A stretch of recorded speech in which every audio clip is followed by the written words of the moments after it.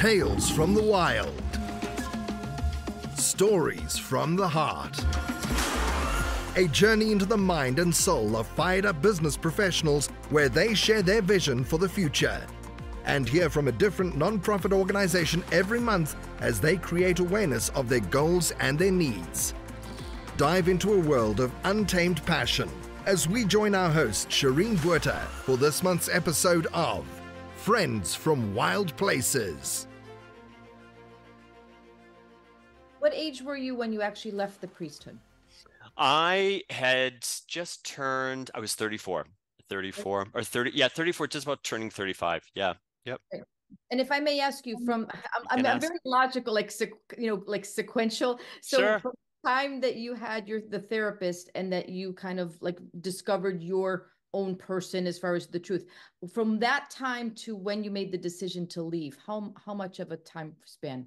Yeah. So when I made the decision after several months of thinking like internally, I'd only spoke to one or two people that I was kind of at this moment. I decided to go work with a therapist because I really wanted to test it. Was I like in a crisis? I also knew that if I went to the authorities in the church and said, I think I might like to leave, the first thing they're going to say is, well, have you spoken to someone? So I said, I'm going to be proactive here. I may never have to get to that moment, but I'm going to do that. And I wanted someone who wasn't Catholic. I wanted someone who wasn't part of the church. So I went to this very good Jewish psychologist that I picked him on purpose. I wanted someone neutral. And I went to him, it was in the springtime. And I told the cardinal that October that I wanted to leave, and I officially left the church. It was in February. Wow. So it moved along, and it was a gift. As anyone who's gone through therapy, sometimes you go in thinking it's one thing, but other things come up, and to work through that. So it was a gift to do that inner work, because when I made the decision, when there was some animosity from individuals or some challenging, I was at a peaceful place, and I knew in my heart it was just the right next step. Yeah. Well, that's beautiful. And I just wanted to just confirm something with you. When you left the priesthood, did you go ahead and give them all your reasons why? Did they even ask you? Did they pry? Did did they pry into the reasons why you wanted to leave? Or did they just say, okay? No, I think, first of all, I went to the cardinal first. I had a beautiful relationship with him. I still do. I still keep in touch with him. I saw him this past summer, and, I lived with him, right? So like my schedule was his schedule. And every night we used to meet in his office around 9:30 or so. Whatever time we got back from an event. And we would go through the schedule for the next day. I might have documents for him to sign. He liked M&Ms. I liked M&Ms. So we always had M&Ms on the desk. So we'd eat some M&Ms and we'd chit chat. But one night I put myself on his schedule. Like I actually made, like, it was me. And he said to me, he's like, your name's on the schedule. Is like, what do we have to do? Are we going to something? And I said, no, I need to talk to you about something. Because I wanted it to be said, like, I'm coming in as not the one who works with you and for you. I'm coming in as a priest. And I shared with him kind of, exactly what I've been going through, speaking with someone and asking for support. And he was very good. And he was beautiful to me. He was beautiful. He just looked at me and said, all I could ever ask is for your happiness. I had no idea you were going through all this, and you still gave me 150%. And he really was an incredible support. And he was actually one of my references for my first job when I went to New York City as well. And that was a real gift. And so, yeah, that's where I am. What I did is I took a leave of absence. So that's the best way. There's stages, right? It's like when you are in a relationship and you're going through a divorce, it's like you announce it and then you can say we're separating, right? You know what I mean? It's like now illegal. So it's kind of the same thing. I took a leave of absence, which means at that moment, I was no longer receiving any financial support, no health coverage. you kind of sign that all your faculties are kind of taken away. You can't do anything. And you are released to then go find a job and do what you want. I had a job. My intention was to have a job when I left the priesthood, and I did. I was very fortunate. So I was able to do that well. And then after about a year and a half, 2 years later, I formalized the process. It's something called the laicization process. It's actually as a priest, because in the Catholic tradition, for those who are not familiar, to become a priest, it's a sacrament, it's something very sacred. So I met with someone formally. I wrote a letter to the Pope explaining all the reasons why I was leaving, very direct. They had an application come in. And I have to remember the Archdiocese, when they saw my letter, the priest called me, who was in charge of the office, who's now a bishop actually, and he said, "Your letter was the most moving one I've ever read." And I think it's because I wasn't angry and I wasn't blaming, and I wanted to really move forward. And so I was released from a church standpoint of all faculties. So what that means is if I was straight, I could marry a woman and get married in the church. That's why they have it. Well, that ain't happening. So, I mean, it was just, but I wanted to formalize it. It was a good process to go through. Right. And so I thought, this story is so beautiful. And it really is a beautiful story because you've shown us two sides here of the Catholic Church. Obviously, the side where a lot of us lost faith, and then the beautiful side where we renew our faith in the Catholic Church because of just the story that you gave us. So I really appreciate you for sharing that story with us. Before we continue, I do want to just plug in here a little bit of a Buzzsprout ad. So podcasting isn't hard when you have the right partners, and the team at Buzzsprout is passionate about helping you succeed. Join over 100,000 podcasters already using Buzzsprout to get their message out to the world. When I started this podcast, I didn't know where to begin and was quite overwhelmed, but using Buzzsprout makes it super easy and straightforward to start your own podcast and get a $20 Amazon gift card. Follow the link in the show notes. This allows Buzzsprout to know that we sent you, and it helps support the show. So Buzzsprout, let's create something beautiful together like we're doing right now in this interview. So thank you very much for sharing that side of your story, Brian. But I would like to go a little bit more in the founding of Evolution.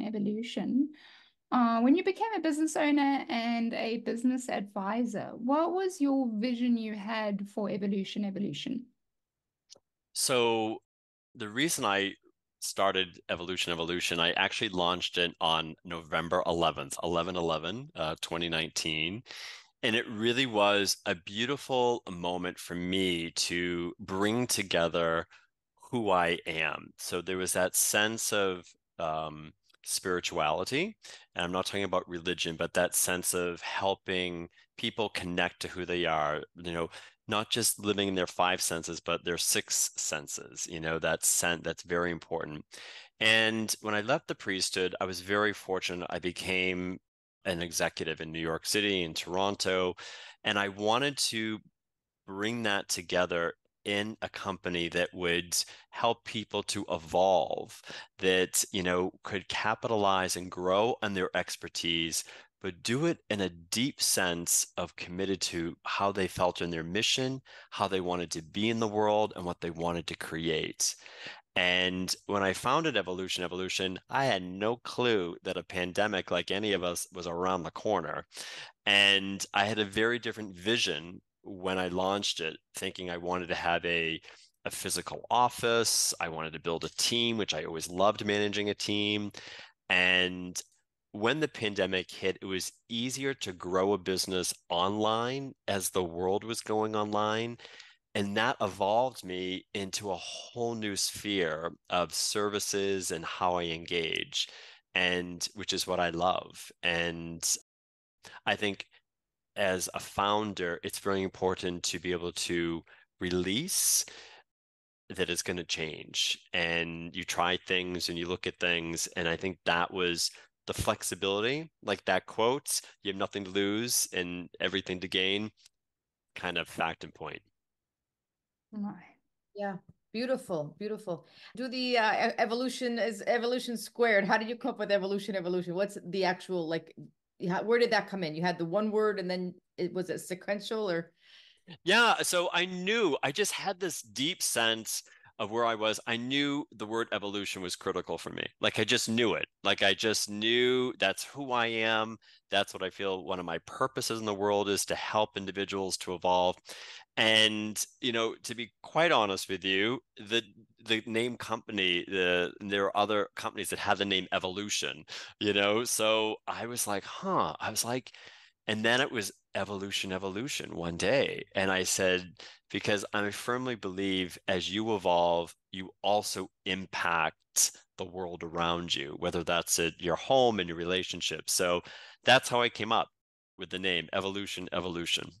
Amazing, amazing. One thing that I'm taking from your story is that, a lot of our listeners out there, maybe they're in a, whatever relationship, interpersonal, heterosexual, whatever relationship. Sometimes we may find ourselves that, it's just we're not getting the joy out of that, whatever fill in the blank, marriage, relationship, job, career, and we decide to do something different, right? And that's what it sounds like. It's just in the way you're describing it, you took, a position through the Catholic Church that, a priest, like very elevated in the community. And then you really spoke your truth, that authentic self, to say, you know what, this isn't who I am or who I want to be anymore. And we evolve, right? Like this evolution. So I think for all of us, it's like, some people feel like, well, I've been in this marriage for 15 years, or I've been in this job for 20 years. And it's like, why change? But back to your quote, it's like, there's nothing to lose, right? I mean, as long as it's done with grace and dignity and respect and love, there's it doesn't have to be the, mudslinging back and forth. It can literally just be like, this isn't working for me right now. And to but I think culturally, and I believe you said you're living currently in Switzerland. Is that correct? Right? That is correct. That's You have correct. in South Africa and myself in the United States, Miami, Florida. There's different societal like implications, right? I mean, whether it's familial, religious, cultural, that dictate to a lot of us what we should be doing at whatever age we're at. So to kind of break free and really claim or reclaim yourself is truly, truly a gift that I think you're sharing with the world. So, and Shireen, I don't know if like, even having like that in, privy to information, right? Privy to an evolution of about who we are becoming or who we want to be. It truly resonates with me for, for what we're discussing today. Well, I love what you brought up. And I think you're so spot on because yeah, my story is only powerful in sharing if it enables and is a catalyst for someone else to own their evolution. And there are times where in a relationship or a job or a neighborhood, it can be like you still keep living in the house. Well, the house is paid. I really don't want to move. We're going to clean out the basement, but you're not happy there. You want something else. I think the biggest step is our logical brain, our ego always wants to protect us, right? There's that fear that comes in. What will people think? How do I do it? I don't know where to begin. But it goes back to just being open. And I think sometimes it doesn't mean you always have to make that decision. You might be thinking, I've been married 17 years, we have 3 kids, but things aren't there. Sometimes it's about taking that courageous step to have a conversation with someone you can trust, whether it's a therapist, someone like myself, or a trusted friend, to start to unpack because there's something there to teach you and to heal you. Oftentimes we end up in those situations not because there's something bad or we've done something wrong. It's actually there to help heal us and to draw us more closer into who we are. And I think that is every single one of us has that. And I think It is. We're always evolving. And until we stop breathing, we're always going to be evolving. And you have to be aware of it. Yeah, but I think, you're right though. Like so many people, like many of us, and I've been evolving, quite at a rapid pace for my culture being Italian American. But having gone through a foreclosure several years ago really just changed, it rocked my world. And now, I speak very openly about it because it freed me. And I Mm. didn't realize that it freed me at the time. Like, I'm going to use the word devastated, beyond devastated, because that's not what Italians do. Italians do not rent.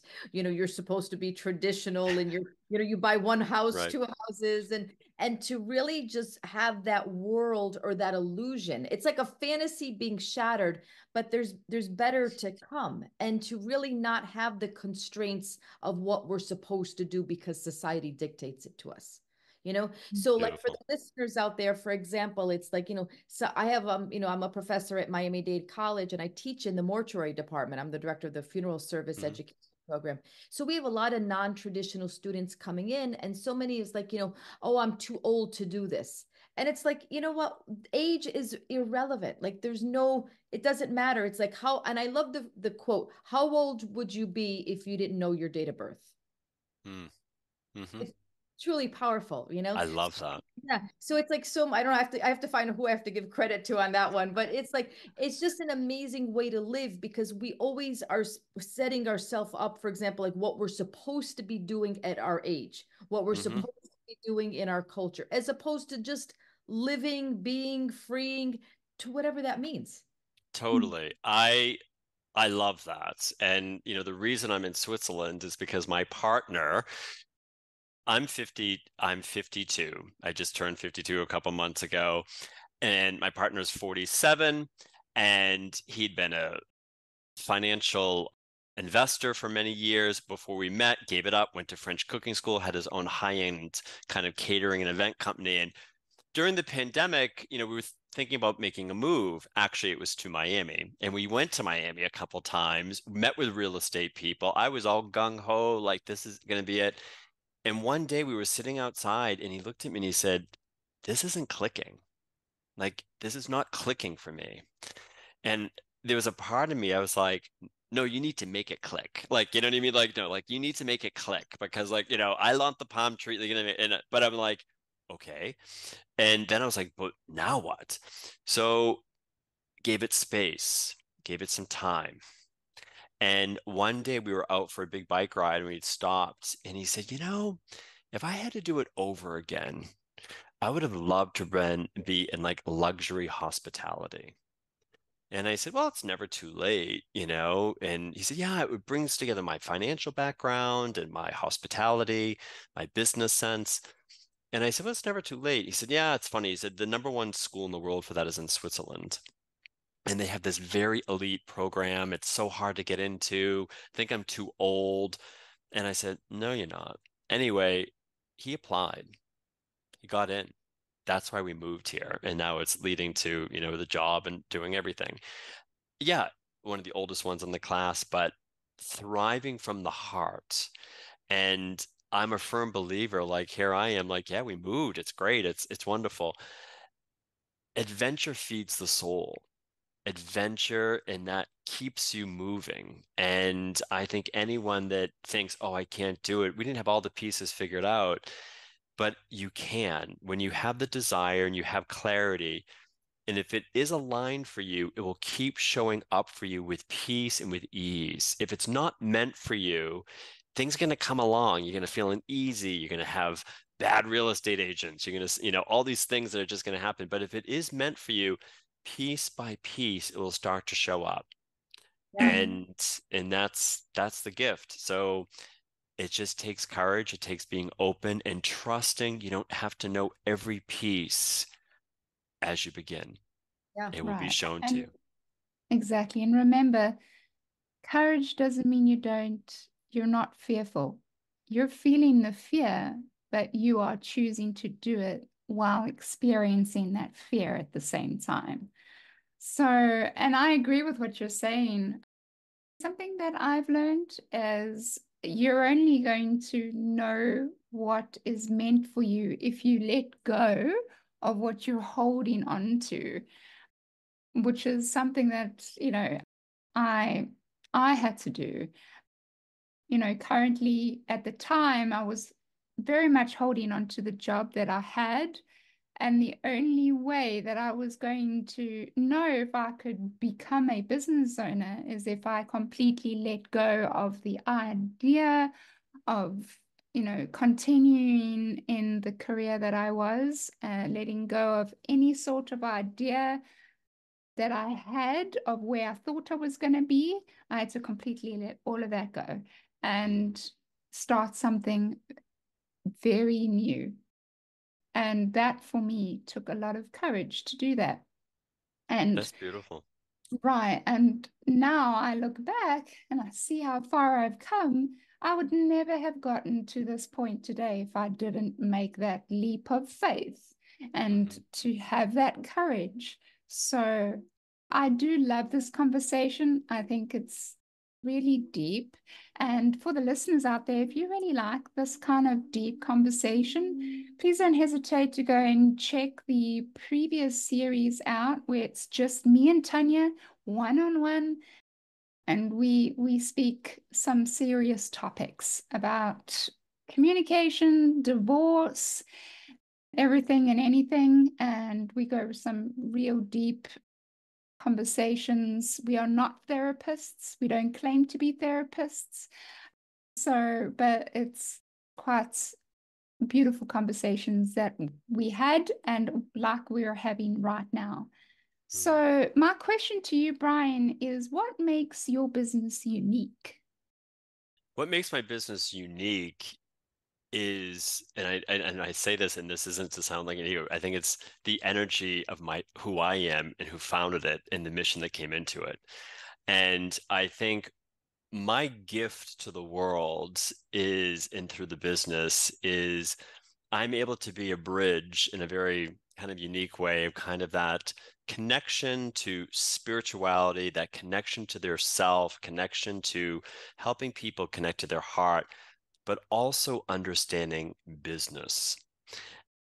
And I think it's interesting, the clients I work with and the people that I've been so fortunate to be part of and with teams, they may not be people that are signing up to go to learn about your chakras, retreat, or, going to sound baths.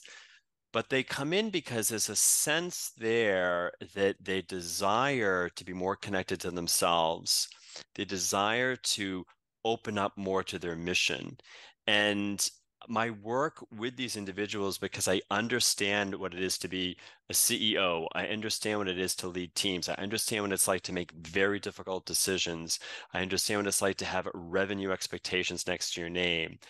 I think it gives me credibility, but at the same time, I'm able to get at the heart of what really is the most important, to help remove some of the baggage that is holding them back, whether it's fear, whether it's the doubt, whether some people call it imposter syndrome, whether it's a sense of releasing.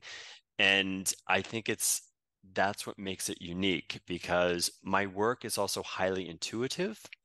And I really tap into that for all the leaders I work with, to help them to connect to that sense, because it's powerful in business and relationships.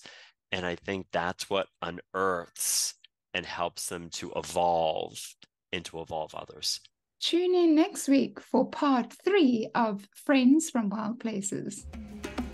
You've been listening to Friends from Wild Places with Shireen Botha. Be sure to subscribe to the podcast from the links to catch every episode and unleash your passion.